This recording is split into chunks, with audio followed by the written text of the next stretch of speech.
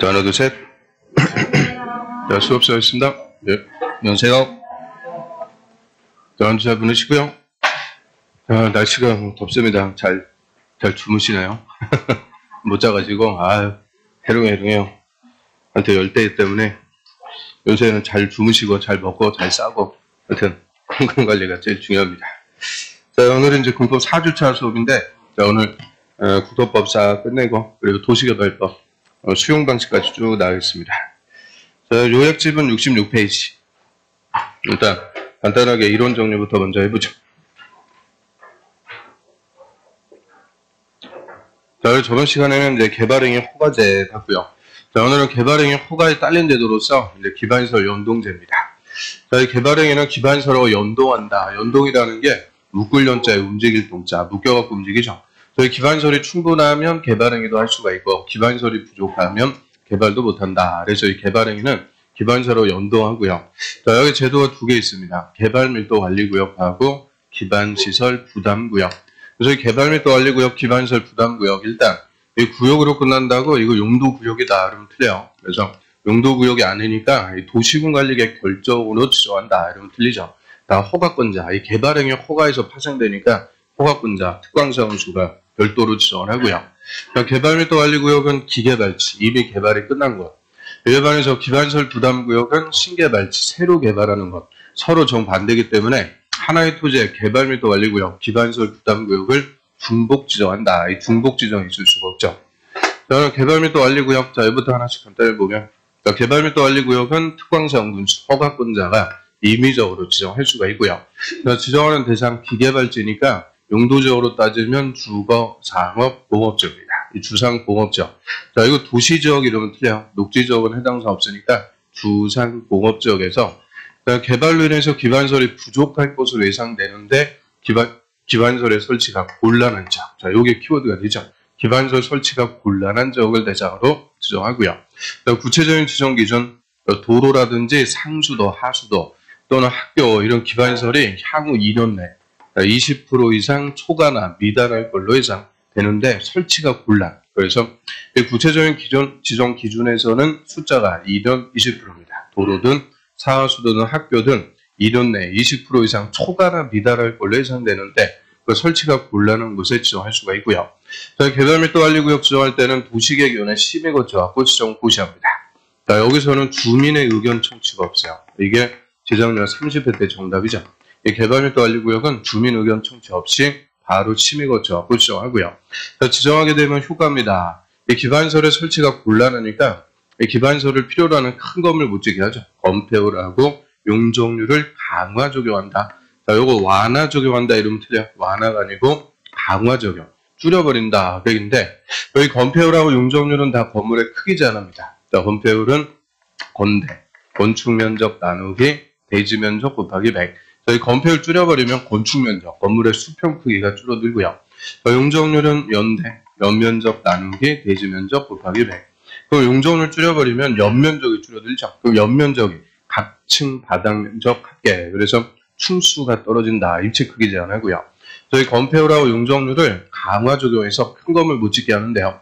자, 구체적으로 지정했을 때는 용적률만 최대 50% 범위에서 강화 적용합니다. 용적률만 50% 강화. 건폐율을 50% 강화한다. 이러면 틀리죠. 용적률. 예를 들어갖고, 자, 일반 사업적입니다. 자, 일반 사업적에서는 원칙적으로 용적률이 1300% 되죠. 자, 근린, 유통, 일반, 중심, 900, 1100, 1300. 그래서 일반 사업적은 용적률이 1300%인데 이 개발밀도 관리구역 지정에서 용적률 50% 줄여버렸다. 그러면은 반토막 나니까 이제 650%밖에 안 주게 되죠. 그래서 용적률을 50% 줄여가지고 큰 건물, 높은 건물을 못 짓게 억제하겠다 하는 것이 개발밀도 관리구역이 되고요.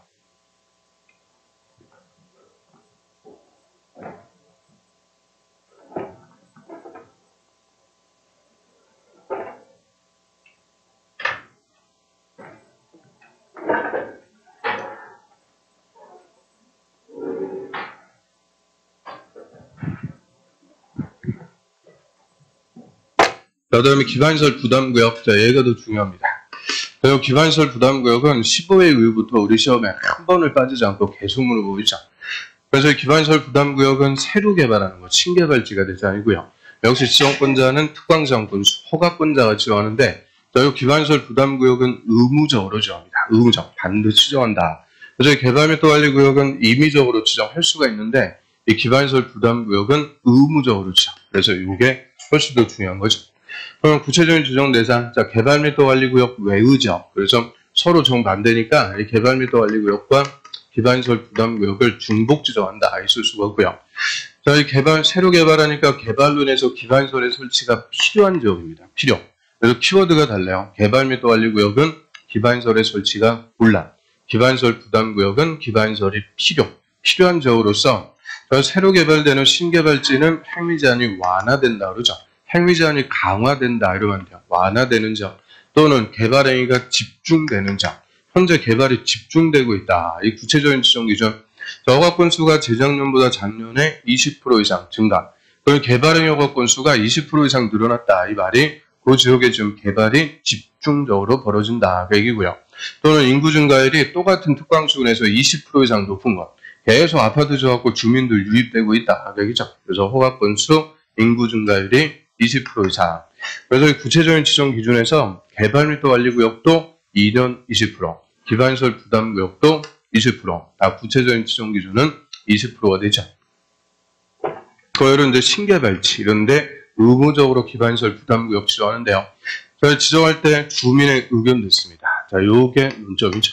그래서 이 기반시설 부담구역은 주민의 의견 청취가 있고 개발 및 관리구역은 주민 의견 청취가 없습니다. 그 차이점이 있고요. 그다음 도시계획위원회 심의 거쳐갖고 지정 고시합니다. 그리고 기반시설 부담구역이든 개발 및 관리구역이든 구체적인 지정 기준은 다 국토부 장관이 정해줍니다. 기준은 국토부 장관이 정해주고요. 그리고 기반시설 부담구역은 최소 면적 있죠. 최소 10만 제곱미터 이상의 규모로 지정할 것. 그래서 최소 10만 제곱미터 이상 규모로 지정. 그러면 기반시설 부담구역 지정하면 효과. 첫 번째, 기반시설 설치 계획. 자, 이 기반시설, 어떤 기반시설을 어디에 뭐부터 계획적으로 설치할지 이 기반시설 설치 계획. 자, 요거부터 수립하고요. 자, 수립권자도 특광시장 군수가 됩니다. 지정도 특광시장원수, 수립도 특광시장원수 다 허가권자가 하고요. 자, 기반시설 부담구역 지정했으면 1년 내 수립해야 돼요. 1년 내 수립 안 하면 다음날 기반시설 부담구역 지정은 해제가 됩니다. 그래서 우리 공법 통틀어 갖고 이 계획을 수립하는 기간이 제일 짧은 경우고요. 얘는 3년도 아니고 2년도 아니고 1년 내 수립을 해야 됩니다. 1년. 이유는 여기 나오죠. 개발 행위가 좀 집중되고 있으니까 2년, 3년 지나도 다 늦어버립니다. 그래서 기반시설 설치 계획은 1년 내 수립하고요. 자, 그럼 계획이 수립이 됐다. 그럼 이제 궁극적인 효과. 이 기반시설 부담구역에서 개발 행위, 일정한 건물 건축하는 자가 기반시설을 설치해야 되는데 직접 기반시설을 설치하는 게 아니고 기반시설 설치 비용, 돈을 내도록 합니다. 그럼 기반시설 설치 비용을 납부하면 돈 받아갖고 특광시장원수가 잘 설치해 주겠다. 그래서 기반시설 설치 비용, 돈을 내라. 이게 궁극적인 효과죠. 그럼 누가 돈 내는지가 핵심이죠. 자, 200제곱미터를 초과하는 건물을 신축, 중축하는 자. 저 200제곱미터, 이게 작년에 그냥 한 문제죠. 가로 비워갖고 100, 200, 300, 400, 500. 단순 무식하게 물어봤어요. 저 200 초과하는 건물을 신축, 중축하는 자에게 기반시설 설치 비용을 부과해서 돈을 내죠. 이게 궁극적인 효과가 되고요. 자, 기반시설 설치 비용은 현금 납부가 원칙이 돼 부과 대상 토지 등으로 하는 납부, 이런 물건으로 내는 물납도 인정할 수가 있고요. 저는 기반시설 설치 비용 건축허가 받으면 2개월 내 부과합니다. 2개월 내 부과하고요. 납부자는 건물 짓는 공사가 다 끝나고 사용 승인을 신청할 때까지 납부를 해주면 되죠. 건축허가 받고 2개월 내 납부한다 이러면 틀려요. 허가 받고 2개월 내 부과하는 거고 납부자는 사용 승인 신청할 때까지 납부를 해줍니다. 그리고 기반시설 설치 비용의 산정과 관련해서 기반시설 유발 개수라는 게 있어요. 유발이라는 것은 생긴다 그죠? 그래서 건물이 건축되면서 기반시설이 생겨야 되는, 즉 필요한 수치를 정해놓은 것을 기반시설 유발 개수다라고 하고요. 이 기반시설 유발 개수가 우리 건축물의 용도별로 규정이 되어 있습니다. 그럼 건물의 용도가 29개. 그럼 29개 용도별 기반시설 유발 개수 그냥 간단하게 외워주면 끝나는 거죠. 29개만 다 외워주면 되는데 그거 다 외울 수가 없으니까 우리 넘버 1, 2, 3 최소 3개라도 정리를 하고 있어야 되죠. 넘버 1은 위락설입니다. 얘가 제일 높아요. 위락설, 술집, 나이트. 이런 위락설 건축할 때 기반시설 유발 개수가 제일 높다. 그 말은 돈도 제일 많이 내야 된다. 그렇죠? 그 다음에 넘버 2가 관광 후계선. 요게 지정률 30회대는 정답이죠. 그 다음에 넘버 3는 이종근생. 그래서 위락설, 관광 후계설, 이종근생 순으로 기반시설 유발 개수가 높게 되죠.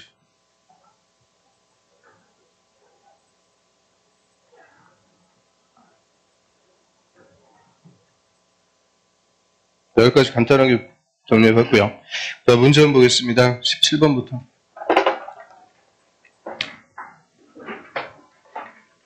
자, 문제집 96페이지.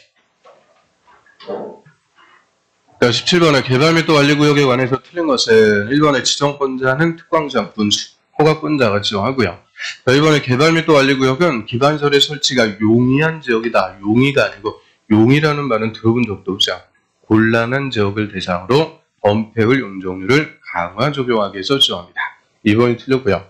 그다음 3번의 개발 및 또 관리구역에서는 용적률만 최대 50% 강화 적용하죠. 그리고 지방도시계획위원회 심의 거쳐갖고 지정하고 고시한다.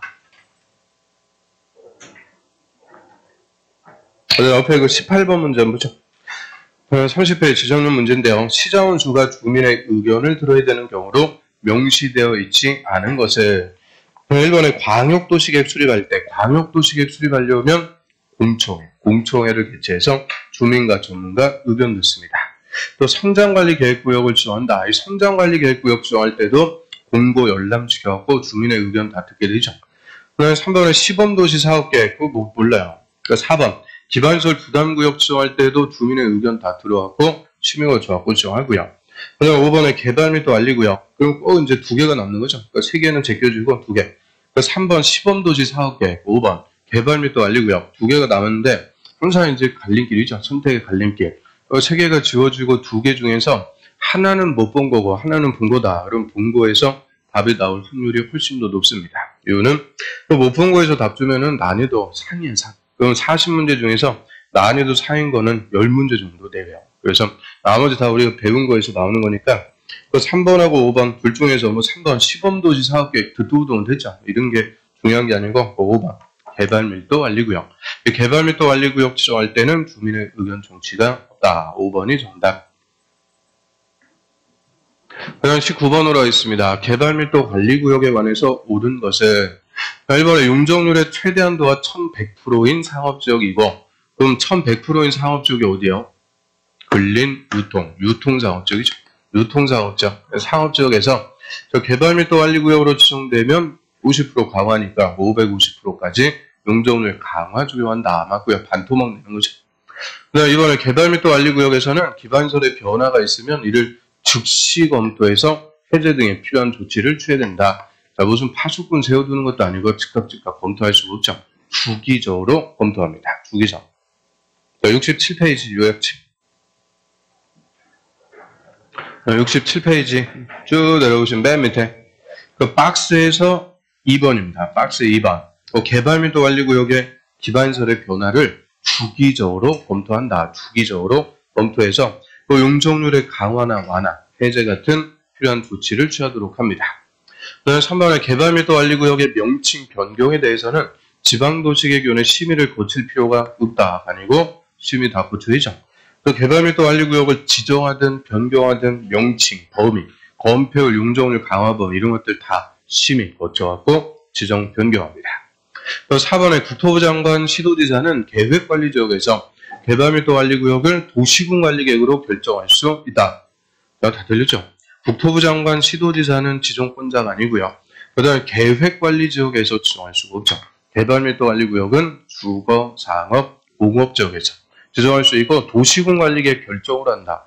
다 들렸습니다. 그래서 특광자원수가 별도로 지정할 수가 있고요.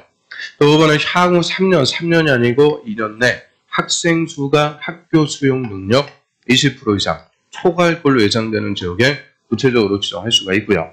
그래서 67페이지고 아까 박스 1번을 보시면 또 개발 및 또 관리구역의 구체적인 지정 기준입니다. 자, 1번에 뭐 도로의 서비스 수준이 매우 낮다. 또 2번 도로율의 용도지역별 도로율의 20% 이상 미달. 3번에 향후 2년 내 수도 수요량이 시설 용량 초과. 4번도 향후 2년 내 하수 발생량이 시설용량 초과. 5번도 향후 2년 내 학생 수가 20% 이상 초과. 그래서 다 숫자는 2년 아니면 20%. 그래서 2년 20%. 구체적인 지원 기준 물어보면 2년 20%가 되죠.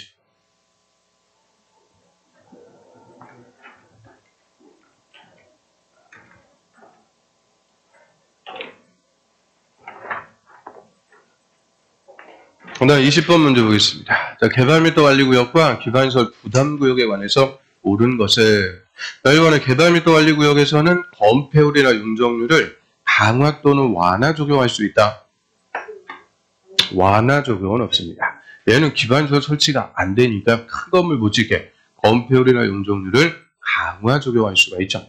또 이번에 시장훈수는 개발 및 관리구역 수용하려면 지방도시계획위원회 심의 거치고 도지사한테 와서 승인받는다. 자, 개발 및 관리구역이든 기반시설 부담구역이든 도지사의 승인 없습니다. 그래서 특광자원수가 별도로 정하는 거죠. 3번에 주거, 상업지역에서 개발로 기반시설이 부족할 것으로 예상되는데 기반시설의 설치가 곤란한 지역. 이게 키워드죠. 곤란한 지역은 기반시설 부담구역이 아니고 개발밀도 관리구역으로 지정할 수가 있고요. 기반시설 부담구역은 기반시설의 설치가 필요한 곳입니다. 필요한 곳. 4번의 시장훈수는 기반시설 부담구역 지정하면 기반시설 설치계획도 수립, 도시군 관리계획에도 반영이 된다. 맞습니다. 그럼 특광자원수가 기반시설 부담구역 지정했으면 1년 내 기반시설 설치계획도 수립하고요. 기반시설 설치계획에 따라서 이 기반시설 설치하려면 뭐 해야 돼요? 도시군 관리계획 입안해갖고 결정. 그래서 기반시설 설치계획을 수립해서 그대로 기반시설을 설치하기 위해서 도시군 관리계획에 반영도 해줘야 되고요. 또 이번에 기반시설 부담구역에서 개발행위 허가 받으려는 자에게 기반시설 설치 비용을 부과해야 된다. 기반시설 설치 비용을 부과해서 돈을 내죠. 개발행위 허가 받는 자에게 부과하는 게 아니죠. 200제곱미터를 초과하는 건물을 신축, 중축하는 자, 고자에게만 부과합니다. 200 초과하는 건물을 신축, 중축하는 자.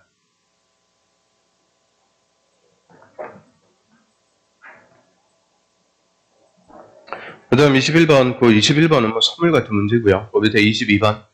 기반시설 부담구역의 지정 대상이 될 수 없는 지역은, 그러면 기반시설 부담구역은 신개발지하면 행위제한이 완화되거나 개발행위가 집중되는 곳이다. 이 둘 중에서 하나죠. 그러면 1번에 개발제한구역에서 해제가 되었고 개발이 집중되는 것. 이 개발행위가 집중되니까 기반시설이 필요하고요. 이런데 의무적으로 지정하는 거죠. 그다음 이번에 전전년도는 재작년에 허가 건수가 100건인데 전년도 작년에 허가 건수가 150건으로 증가. 그럼 재작년보다 작년에 허가 건수가 50% 이상 비협적으로 늘어났다. 이 말은 허가 건수가 50% 이상 늘어났다는 것은 그 지역의 개발이 집중적으로 벌어지고 있다. 그죠? 4번 먼저 보면 전년도 인구 증가율이 5%인 시에 속해 있는데 전년도 인구 증가율이 25%인 지역. 그럼 25% 빼기 5% 하면은 딱 그 15다 인구 증가율이 20% 이상 높다. 그래서 인구 증가율이 20% 이상, 허가 건수도 20% 이상 이런 개발이 집중되는 곳에 의무적으로 정하고요. 그럼 3번하고 5번인데 5번 먼저 보죠. 계획관리지역에서 중공업적으로 변경되는 지역. 얘는 행위제한이 뭐 되는 곳이냐? 완화된다. 이렇게 얘기할 수 있는데요. 그 행위제한이 완화된다. 그냥 하는 게 아니고 구체적인 수치로 알아야죠. 그럼 계획관리지역은 건폐율이 40, 용적률은 100, 40, 100인데 준공업적으로 바꿔줬어요. 준공업적은 건폐율이 70, 용적률은 300, 350, 400, 400이 되죠. 그럼 계획관리지역을 준공업적으로 바꿔주니까 용적률만 봐도 100%짜리가 400%, 무려 4배가 완화가 됩니다. 그래서 개발할 수가 있게 되는 거죠. 그럼 거꾸로 주거지역에서 자연환경 보전적으로 변경된다. 이거는 행위제한이 강화가 되는 거죠. 오히려 강화. 그럼 주거지역은 건폐율이 70, 용적률은 500입니다. 근데 자연환경 보전지역은 건폐율이 20, 용적률은 80. 그 500%짜리가 80%로 그냥 대폭 강화되었고 이거는 개발을 못하는 거죠. 개발할래야 할 수가 없게 되니까 기반시설도 필요 없어요. 그래서 이렇게 용도지역이 변경되는데 행위제한이 강화인지 완화인지 이거는 그냥 막연하게 아는 게 아니고 구체적인 수치, 건폐율, 용적률 수치를 가지고 강화된다 완화된다 따져볼 수가 있어야죠.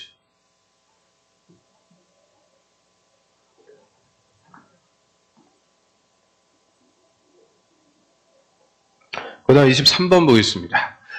기반시설 부담구역에 관해서 옳은 것은 1번 동일한 지역에 기반시설 부담구역과 개발밀도관리구역을 중복 지정할 수 있다. 절대 중복 지정할 수 없습니다. 이 기반시설 부담구역은 개발밀도관리구역 외의 지역에서 지정한다고 그래요. 외의 지역. 정반대. 그 다음 이번에 대학은 기반시설 부담구역에 설치가 필요한 기반시설에 해당한다. 얘가 무려 2번이나 정답이죠. 대학교는 죄입니다. 대학교는 학교라도 빠지게 되죠. 자, 68페이지 가볼까요? 68페이지 맨 위. 기반시설 부담구역 의에서요. 기반시설의 설치가 필요한 지역인데 그 박스 1번 도로, 공원, 녹지, 상하수도, 학교도 있고 폐기물 처리선 이런 것들이 필요한 기반시설인데 그 학교 중에서 뭐는 죄냐? 대학교는 죄입니다. 그러면 초, 중, 고 이런 거는 필요한 건데 대학만 빠지는 거죠. 그 다음에 3번에 기반시설 설치 비용은 현금 납부가 원칙이 돼 부가대상 토지 등으로 납부하는 물납도 인정할 수 있다. 얘도 24, 25 2번이나 정답이죠. 그래서 3번이 맞고요. 4번 기반시설 부담구역으로 지정된 지역에 개발행위 허가를 제한했다가 이를 연장하기 위해서는 도시계획위원회 심의 거쳐야 된다. 심의 거칠 필요가 없이 연장할 수가 있죠. 그럼 저번 주에 개발행위 허가를 허가 못 내주게 제한할 수가 있죠. 허가 제한하는데 3년에 2년 연장, 최장 5년까지 허가 제한할 수 있는 것이 도, 지, 기 3개가 돼요. 도자는 물론 앞글자라도 외운 게 어디요? 도시군 기본계획, 도시군 관리계획을 수립하고 있는 지역, 지자는 지구단위 계획구역으로 지정된 지역, 기자는 기반시설 부담구역으로 지정된 지역. 이 3개는 다 계획을 수립하고 있는 곳입니다. 이 계획을 수립하는 곳은 계획 수립할 때까지 허가 내주지 마라. 허가를 제한할 수가 있는데요. 자, 그런데 계획이 잘 수립이 안 되니까 3년에 2년 연장, 최장 5년까지 허가 제한할 수가 있고요. 최초로 3년 허가 제한할 때는 도시계획위원회 심의 거쳐야 돼요. 항상 못하게 할 때는 심의 거쳐야죠. 근데 2년 연장할 때는 또 심의 거칠 필요가 없다. 이거 묻는 거죠. 그래서 기반시설 부담구역으로 지정된 지역에 일단 허가 제한했어요. 3년 제한했고 다시 2년 연장할 때는 또 심의를 거칠 필요가 없다. 그 다음 5번. 기반시설 부담구역 지정고시일부터 2년이 아니고 1년. 1년이 될 때까지 기반시설 설치계획 수립 안 하면 다음날 기반시설 부담구역의 지정은 해제가 됩니다.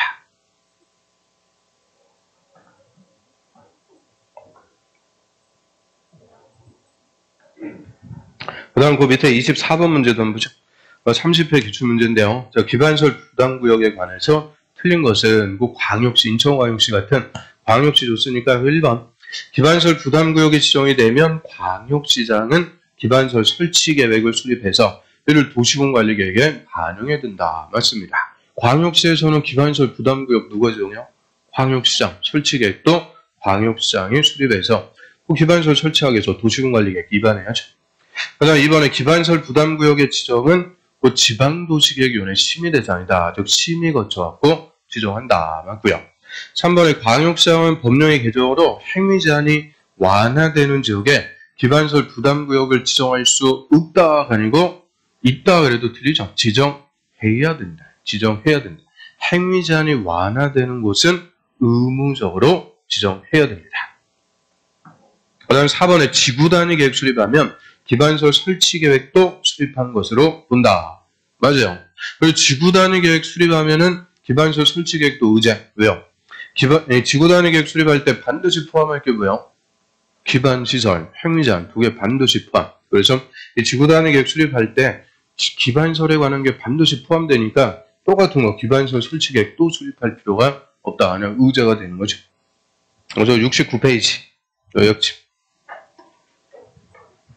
그 위에 보시면은 기반시설 설치 계획에서 그 동그라미 2번.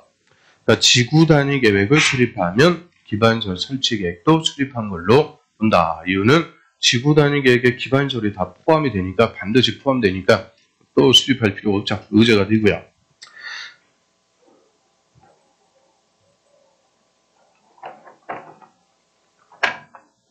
그럼 넘어가겠습니다.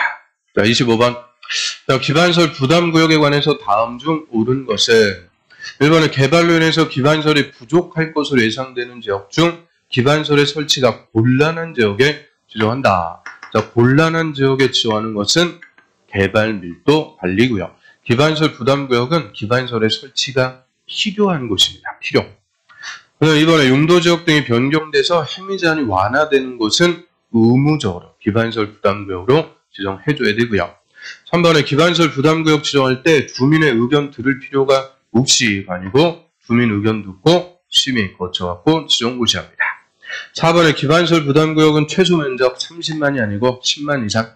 5번 특광자원수는 기반시설 설치 계획을 수립해서 기반시설 부담구역을 지정한다. 수립한 후에 지정하는 게 아니고 기반시설 부담구역을 먼저 지정. 그리고 1년 내 기반시설 설치 계획을 수립해라. 그래서 부담구역을 먼저 지정하고 1년 내 설치 계획을 수립하죠. 그 다음 26번 작년 문제. 작년 문제는 선물 같은 거죠. 자, 27번으로 합니다. 기반시설 설치 비용의 부과 대상 및 산정 기준에 관해서 틀린 것은 1번에 기반시설 부담구역에서 기반시설 설치 비용 부과 대상 건축행위는 200제곱미터를 초과하는 건물의 신축, 중축 행위로 한다. 이게 그냥 작년 한 문제였죠. 200 초과하는 건물을 신축, 중축할 때 기반시설 설치 비용 부과하고요. 납부의무자는 건축허가 받으면 2개월 내 기반시설 설치 비용 내야 된다. 자, 이런 식으로 잘 가보죠. 건축허가 받고 2개월 내 내는 게 아니죠. 2개월 내 기반시설 설치 비용을 부과합니다. 부과. 특광자원수가 기반시설 설치 비용 얼마 내세요? 부과. 그럼 납부의무자는 언제까지? 사용 승인을 신청할 때까지. 건물 짓는 공사가 다 끝나갖고 사용 승인을 신청할 때까지만 납부를 해주면 되죠. 그래서 3번에 기존의 건물을 철거하고 신축하는 행위가 기반시설 설치 비용 부과 대상이 될 때는 기존 건물의 연면적을 초과하는 건축행위만 부과 대상이 된다. 맞아요. 기존 건물의 연면적까지는 기득권이라고 그러죠. 그럼 예를 들어서 기존의 150제곱미터 건물 철거하고 250제곱미터 건물로 신축을 합니다. 그럼 200제곱미터 초과하는 건물을 신축하는 거니까 기반시설 설치 비용의 부과 대상이 되고요. 자, 그럼 기존 건물을 철거하고 신축할 때는 기존 건물의 연면적을 초과하는 행위. 요 예에서는 100제곱미터 요것만 기반시설 설치 비용의 부과 대상이 돼서 100제곱미터에 대해서만 기반시설 설치 비용을 부과하도록 하고요. 기존 연면적까지는 기득권이다라고 하죠. 그 다음 4번에 민간개발사업자의 부담 비율 100분의 20으로 한다. 듣도 보면 되고요. 이런 게 있구나. 넘어가면 되고. 그 다음 5번 시장원수는 기반시설 설치 비용 부과하려면 부과 기준 시점부터 30일 내 납부의무자에게 미리 알려줘야 된다 했는데 30일 내 했는데 30일 전까지 사전에 통지를 해주도록 합니다. 자, 오늘 69페이지 한번 볼까요? 69페이지 맨 밑에 보세요. 요약집에 없는 것 같아요. 다 있죠. 맨 밑에 또 나오면 4번. 특광사무소는 기반시설 설치 비용 부과하려면 부과 기준 시점부터 30일 내 납부의무자에게 알려줘야 된다. 그래서 표현은 30일 내 이렇게 쓰고 있는데 30일 전까지 사전에 통지를 해서 알려주도록 합니다.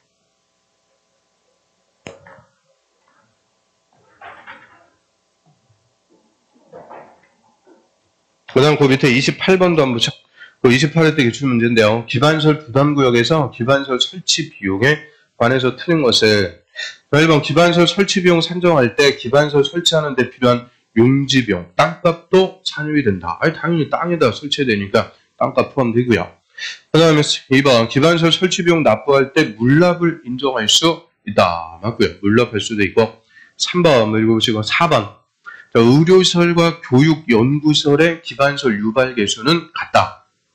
자, 이거 뭐 2개, 29개 중에서 2개 띵 물어봤죠. 의료시설은 기반시설 유발 개수가 0.9, 교육연구시설은 0.7. 다릅니다. 이거 뭐 어떻게 다 해갖고 맞죠? 낸 사람한테도 야, 네가 한번 맞춰봐라. 그래서 이런 거는 그냥 문제를 위한 문제 좀 가혹한 거. 그 다음 5번에 그 기반시설 설치 비용 부과받은 납부의무자는 그 밑에 사용 승인을 신청할 때까지 내야 된다. 그 원칙이요. 사용 승인을 신청할 때까지 납부를 해주도록 하고요. 그 다음 29번, 30번 다 기출문제입니다.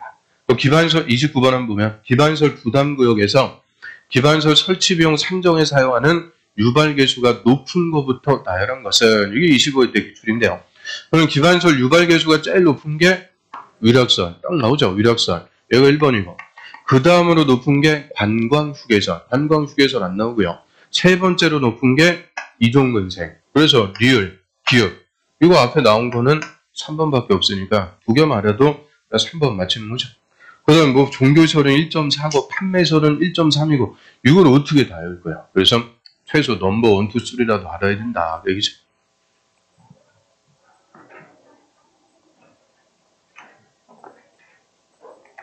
다음 페이지 넘겨보시면 그 30번 재작년 문제. 자, 유발계수가 다음 중 가장 큰 것을 이런 식으로 앞으로도 몇 년을 읽어먹을 거예요. 기반술 유발계수. 그럼 제일 높은 거 위력설 안 나오니까 넘버 2가 반광휴게선. 그래서 그게 정답. 그러니까 지금까지 기출문제는 그래도 인간적으로 넘버 1, 2, 3 3개만 알면은 맞출 수 있게 이렇게 출제가 되는데 갈수록 어려워지고요. 갈수록 외울 것들이 늘어날 거니까 하여튼 올해 확실하게 물어보면 맞출 수 있도록 하고요. 올해까지는 넘버 1, 2, 3 나오지 않을까 그렇게 희망적인 예상을 해야죠.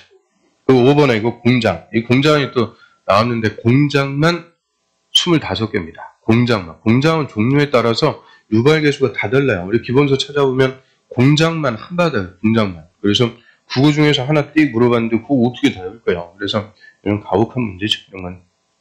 그 다음에 밑으로 갑니다. 성장관리계획. 성장관리 계획을 수립하기 위해서 지원하는 구역을 성장관리 계획 구역이라고 하고요. 일단 이 성장관리 계획 얘는 어디서 나오는지 그거를 파악하는 게 핵심이라고 그랬어요. 성장관리 계획은 어디서 나온다? 허가의 기준, 개발행위 허가의 기준으로서 저 녹지나 비도시의 난개발을 방지, 계획적 개발을 유도하기 위해서 허가권자가 따로 수립하는 계획을 성장관리 계획. 그리고 성장관리 계획을 수립하기 위해서 지원하는 구역을 말 그대로 성장관리 계획 구역이라고 하고요. 그럼 성장관리 계획이든 성장관리 계획 구역이든 다 개발행위 허가의 기준이니까 허가권자, 특광시장 군수가 따로 지정할 수가 있죠. 그래서 특광시장 군수가 지정할 수가 있고요. 이 성장관리 계획 구역은 어디서 지정하는 거냐? 녹지하고 비도시, 절대 주상 공업 지역에서는 지정할 수 없습니다. 그럼 이번에 성장관리계획구역 지정하려면 미리 주민과 지방의 의견 듣고 그래서 주민의 의견 청취 뭘 통해서 공고 열람. 그래서 저번주에 이거 미리 다 봤죠. 공고 열람 기간 14일 이상. 그 다음에 지방의 의견도 들어야 돼요. 자, 여기서 지방에는 며칠 내 의견 제시해라. 30일이 아니고 60일 내 의견 제시. 그래서 3번 특광시군 의회. 이게 지방의회죠. 지방의회는 특별한 사유가 없으면 30일이 아니고 60일 내 의견 제시합니다. 이게 독특해요. 일반적으로 지방의회는 30일인데 여기서는 60일이에요. 그 다음에 협의하고 심의, 거쳐갖고 지정합니다. 협의 요청을 받은 행정기관회장 며칠 내 의견 제시? 30일 내 의견 제시. 이건 일반적인 건데 이게 독특해요. 항상 삑사리 나는 게 하나씩 꼭 있죠. 자, 70페이지 한번 보세요.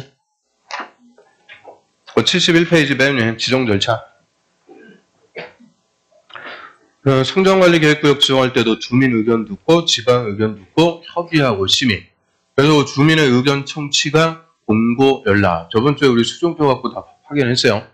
다만 그 경미한사항은 성장관리계획구역 면적 10% 이내에서의 변경. 이는 경미한 변경일 때는 절차 생략할 수 있습니다. 또는 2번 특광시군 의회는 60일 내 의견 제시해라. 처음 번호할 때도 다 발표되어 있죠. 그래서 60일, 그게 독특한 거고요. 그 밑에 협의 요청을 받은 행정기관의 장은 30일 내 의견 제시합니다.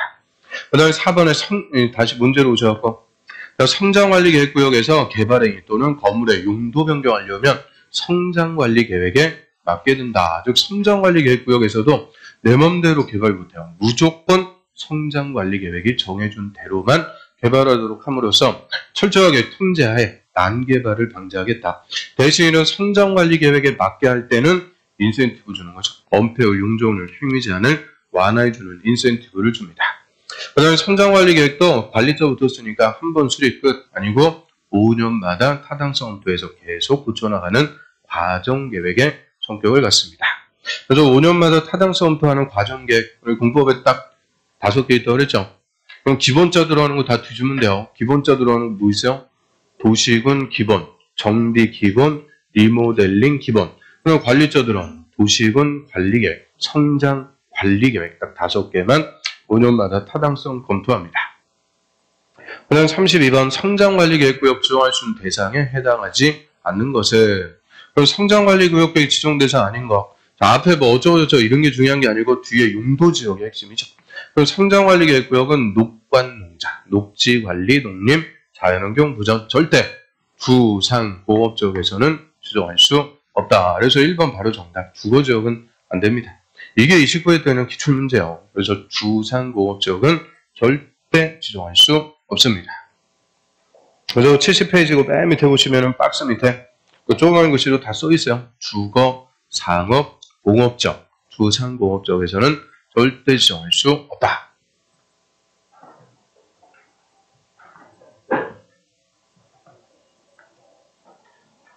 그 다음 그 밑에 33번 문제 보겠습니다. 이 작년 문제죠. 성장관리 계획에 관해서 옳은 것을 모두 고르셔. 이 작년에 딱 박스에 3개 주고 그냥 기역, 기역, 니은, 디귿 뭐 정확하게 알아야 맞출 수 있게끔. 그래서 기업번의 기반설의 배치, 규모에 관한 사항은 성장관리 계획에 포함되지 않는다가 아니고 포함됩니다. 그럼 얘는 난개발을 방지하기 위해서 수립한다 그랬으니까 난개발 방지하려면 뭐부터 깔아줘야 돼요? 기반시설. 그래서 기반설의 배치 규모 이런 것들은 포함되는 거죠. 그 다음 니은번의 주상공업지역은 성장관리계획구역의 지정 대상이 아니다. 맞고요. 디귿번 성장관리계획구역 내 계획관리지역에서는 125% 이하에서 그 용적률 완화 적용할 수 있다. 맞아요. 계획관리지역의 용적률 125%까지 완화해 줄 수 있도록 합니다. 또 34번. 성장관리계획구역에서는 성장관리계획으로 건폐율도 완화해 줄 수가 있다. 가로에 맞은 것은 그럼 계획관리지역의 건폐율을 50. 그러면 계획관리지역은 건폐율이 40, 용적률 100, 40, 100. 이거 아주 잘 나오죠. 그런데 건폐율을 50%까지. 그러면 건폐율 몇 배 완화해 주는 거예요? 1.25배. 용적률 100%인데 좀 전 문제에서 125%까지. 역시 용적률도 1.25배. 그래서 성장관리계획 수립하면 이 계획관리지역에서 건폐율하고 용적률을 1.25배 완화해 줄 수 있도록 합니다. 1.25배. 그리고 얘하고 지구단위계획하고 달라요. 지구단위계획은 건폐율은 1.5배, 용적률은 2배까지 완화해 줄 수가 있는데 성장관리계획은 그 정도는 아니에요. 얘는 도시군관리계획이 아니니까 그 정도까지 아니고 그냥 건폐율하고 용적률을 1.25배 완화해 줄 수 있도록 하고요. 그 다음에 생산관리지역, 농림지역, 자연녹지 했는데 여기 하나 더 추가하세요. 생산녹지.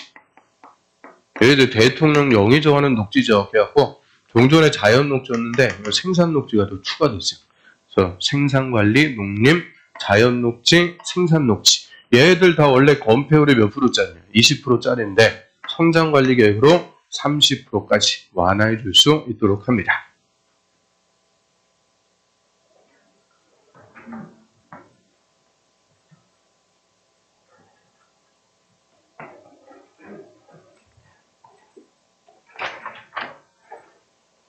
그 다음 도칙과 벌칙을 합니다. 이제 국토법 다 끝났는데요. 그러니까 1번에 국토법에서 실효나 해제되는 경우에 해당하는 것은 그 실효나 해제 사유는 항상 중요한 논점이 되죠. 자, 1번에 기반시설 부담구역 지정고시부터 1년이 지날 때까지 기반시설 설치계획 수립 안 하면 다음 날로 해제. 맞습니다. 1번 정답. 그 다음 2번에 도시군계획 시설 결정고시부터 10년이 지날 때까지 사업 안 했다. 10년이 아니고 20년. 20년이 지날 때까지 사업 안 하면 다음 날 시설 결정이 실효입니다. 그러면 10년이 지날 때까지 사업 안 했다. 요거를 장기 미집행. 장기 미집행 시설 부지에서는 효과가 3개. 뭐 있어요? 지목이 대인 토지 소유자가 매수 청구할 수 있다. 그게 제일 중요한 효과죠. 두 번째는 10년 내 사업 안 하고 있으면 특광사원수는 의무적으로 지방에 보고해야 돼요. 이 보고를 받은 지방의회가 해제하세요 권고하면 1년 내 해제 결정해야 됩니다. 그다음에 세 번째, 10년이 지날 때까지 사업 안 하고 있는데 실효될 때까지 집행계획이 없더라. 실효될 때까지 사업 안 한대요. 이때는 토지 소유자가 해제해달라고 입안을 신청할 수 있습니다. 그래서 매수 청구, 지방에 보고, 해제, 입안 신청. 이 세 개가 10년 내 사업 안 하고 있을 때 효과가 되죠. 그다음에 3번에 지구단위계획구역 지정에 관한 결정고시일부터 1년이 아니고 3년 내 지구단위계획의 결정고시 되지 않으면, 즉 3년 내 지구단위계획 수립 안 하면 다음날 실효입니다. 그러면 또 지구단위계획 주민이 제안해갖고 결정했어요. 몇 년 내 착수 안 하면? 5년 내 착수 안 하면 다음날 지구단위 계획이 실용. 그래서 지구단위계획에서만 3년, 5년, 시료가 2번 나오니까 확실하게 구분하고요. 그 다음에 4번 시가와 조정구역 지정에 관한 결정고시일부터 3년이 지났을 때 있던 거 없어요? 그럼 시가와 조정구역을 언제 실효? 시가와 유보기간이 끝나면 다음날 실효입니다. 시가와 조정구역은 한시적으로 시가지로 난개발되는 것을 유보, 묶어두기 위해서 지정하죠. 그래서 유보기간이 끝나면 다음날 자동적으로 실효입니다. 유보기간 5년 이상 20년 이내에서 도시군관리계획으로 결정해서 정하는 거죠. 그 다음 5번에 광역계획권 지정 후 3년 내 광역도시계획 승인 신청이 없다. 자, 광역계획권은 아예 실효나 해제하고 관계가 없습니다. 그럼 광역계획권 지정하고 3년 내 광역도시계획 수립해갖고 승인 신청 안 하면 어떻게 돼요?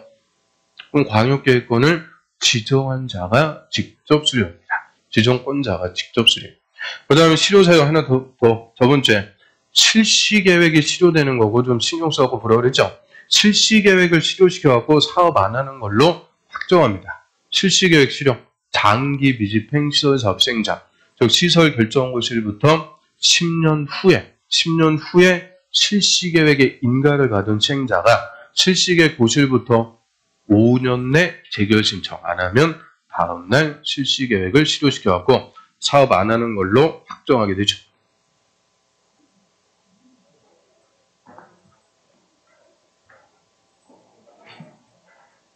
그 다음 2번, 3번 도시계획위원회는 관심 있으면 보시고 4번으로 하겠습니다. 4번은 볼까요? 28회 때 기출인데 국토법의 내용으로 틀린 것은 그 1번, 2번 시범도시 나오는데 시범도시라고 할 수도 있고 시범단지라고 할 수도 있고 시범지구라고 할 수도 있고요. 그 시범도시는 다 누가 지정하는 거냐? 국토부 장관만 지정합니다. 그래서 그거 정도 정리합니다. 그래서 시범도시는 국토부 장관만 지정할 수가 있는 거고요. 그 다음 그 밑에 5번 질문, 그게 정답인데 5번을 보면 도지사는 도시군 기본계획과 도시군 관리계획이 국가계획의 취지에 부합하지 않는다고 판단할 때는 국토부 장관에게 변경을 요구할 수 있다. 자, 도지사가 국토부 장관한테 바꿔라 요구하고 이런 거 없죠. 무조건 틀렸고. 그럼 도시군 기본계획, 도시군 관리계획이 국가계획의 취지에 부합하지 않는다. 자, 국가계획은 누가 수립하는 거예요? 국토부 장관이 수립하죠. 그럼 국가계획에 부합하지 않는다고 판단을 누가 하는 거냐? 국토부 장관이 합니다. 그래서 국토부 장관은 도시군 기본계획과 도시군 관리계획이 국가계획에 부합하지 않는다고 판단하면 특방시장 군수에게 조정하도록 요구할 수가 있고요. 조정을 요구할 수 있고 도지사가 국토부 장관에게 요구한다 이런 거 없어요. 넘어갑니다. 그 다음 5번에 국토법에서 허가나 승인에 관해서 틀린 것은 자, 이것도 옛날 문제인데 1번에 토지의 형질 변경을 수반하는 건축허가 신청의 경우에는 건축법상의 허가 요건만 고려해서 허가해서는 안 된다는 것이 판례 입장이다. 그래서 옛날 시험에서는 학설, 판례 막 이런 거 물어보고 그랬죠. 그러다가 정답 없으면 처리되고 그래서 요새는 학설, 판례 이런 거 공법에서 안 나옵니다.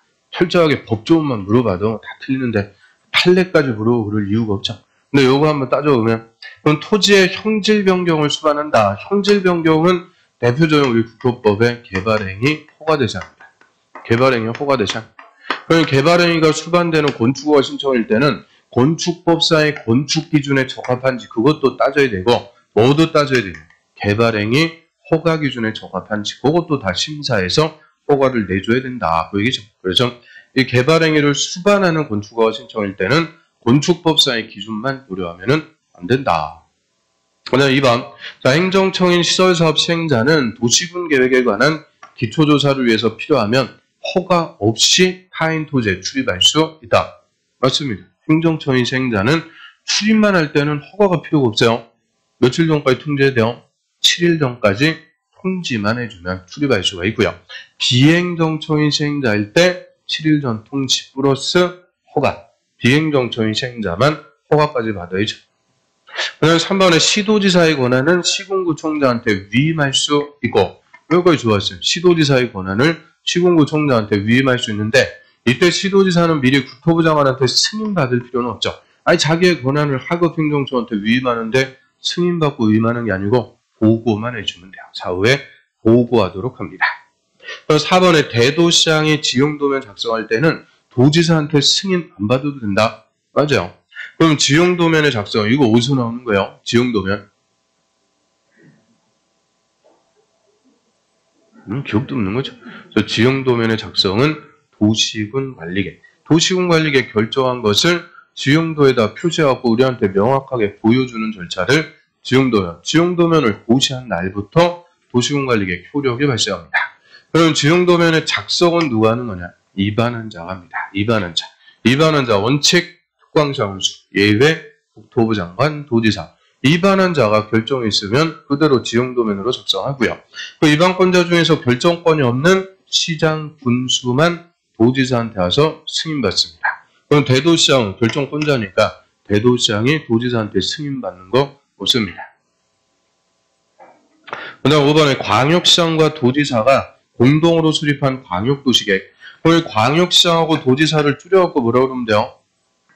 시도지사 그러면 되죠. 시도지사. 시도지사가 공동 수립한 광역도시계획을 변경하려면 국토부 장관의 승인받아야 된다. 맞습니다. 그래서 광역시하고 도, 시도에 걸쳐갖고 광역계획권은 누가 정해요? 국토부 장관이죠. 이게 제일 중요한 거라 그랬죠. 시도에 걸칠 때는 국토부 장관이 지정. 국토부 장관이 정했으니까 수립은 국토부 장관 밑에 시도지사. 여기에서는 광역시하고 도지사가 공동으로 광역도시계획을 수립해갖고 다시 국토부 장관한테 와서 승인받습니다. 그래서 시도에 걸칠 때는 국토부 장관이 지정, 시도지사가 수립, 국토부 장관의 승인. 변경할 때도 똑같다. 변경할 때도 국토부 장관의 승인받습니다.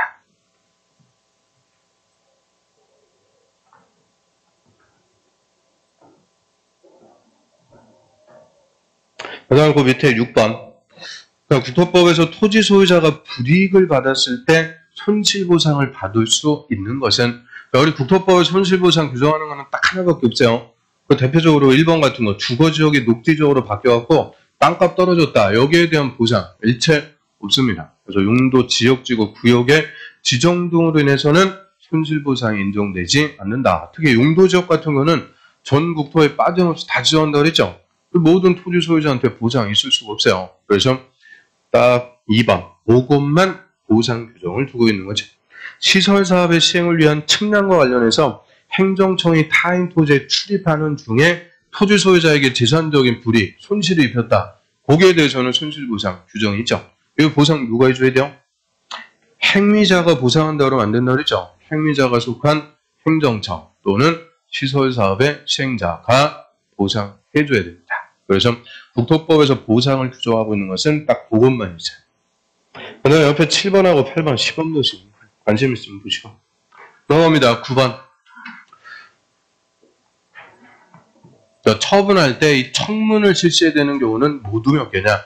청문사유. 이게 또 작년에 우리 시험에 한 문제. 그럼 청문이라는 것은 국민에게 불이익한 처분하기 앞서갖고 변명할 수 있는 기회를 주는 것을 청문한다라고 하고요. 그 대표적으로 이 개발행위가 거짓 그 밖에 부정한 방법으로 허가받았다. 딱 걸렸어요. 그럼 허가 취소할 수가 있는데 너 왜 거짓말로 허가받았냐? 변명할 수 있는 기회를 먼저 주는 거죠. 그거를 청문한다라고 하고요. 이런 청문 사용 우리 국토법에서 딱 3개 규정합니다. 개발행위 허가 취소, 도시군 계획, 시설사업 시행자 지정을 취소, 실시계획 인가의 취소 딱 3개만 청문 사유로 규정하고요. 그리고 종전까지는 토지거래 허가의 취소 요것도 있었는데 이 토지거래 허가의 취소 얘는 부동산 거래 신고에 관한 법률 그 법률로 넘어가고 이제 국토법에서는 빠졌어요. 그래서 종전에는 청문회장 가면 누구도 실토한다. 개도 실토한다. 딱 좀 정확하게 됐는데 이제 토자가 빠져갖고 이제 개도 실 3개만. 그래서 개발행위허가의 취소는 또 개자가 또 2개가 나와요. 그래서 개발행위허가 제한은 우리한테 하는 거 아니죠. 허가권자한테 제한하니까 우리한테 청문할 이유가 없는 거예요. 그래서 개발행위 허가의 취소. 그 다음에 도시군 기본계획 승인의 취소가 아니죠. 도자가 뭐냐? 도시군 계획 시설사업 시행자 지정을 취소하는 거죠. 그러면 도시군 기본계획 승인의 취소. 우리 도시군 기본계획은 누가 수립해요? 이제 국토법 다 끝났는데 5만 개 다 헷갈리는 거죠. 특광시장 군수만 수립. 그 중에서 시장 군수만 도지사한테 와서 승인받습니다. 그럼 승인을 취소하는 거는 시장 군수한테 하는 거지 우리한테 하는 게 아니죠. 우리한테 청문할 이유가 없다. 그 다음에 실시계획 인가의 취소. 그래서 개발 및 또 완료구역 지정 해제도 관계없고. 그래서 딱 요 세 개. 개, 도, 실. 세 개만 국토법의 청문 사유로 규정합니다. 그냥 10번에, 그 10번 문제가 20회 때 기출 문제인데요. 또 얍삽한 문제죠. 벌금의 부과 대상으로 규정되어 있지 않은 자는 그 3번에 보면 부정한 방법으로 개발행 허가받고 개발행위에 착수하지 않은 자, 거짓 그 밖에 부정한 방법으로 허가받았다. 개발행 허가 위반 3년 이하의 징역 또는 3천만 원 이하의 벌금. 3년 3천. 그래서 개발행 허가 위반하면 3천만 원 이하의 벌금에 처하는 건데 끝에 개발행위에 착수를 안 했다. 착수를 안 했으면은 법률을 위반한 행위가 있어요, 없어요? 없어요. 이거를 좀 유식하게 구속요건 해당성이 없다 그래요. 구속요건에 해당하는 위반 행위가 없으니까 처벌할 수가 없습니다. 얍삽한 문제요. 그래서 3번이 정답. 자, 여기까지 해서 국토법 끝. 좀 쉬었다가 도시개발법 보겠습니다.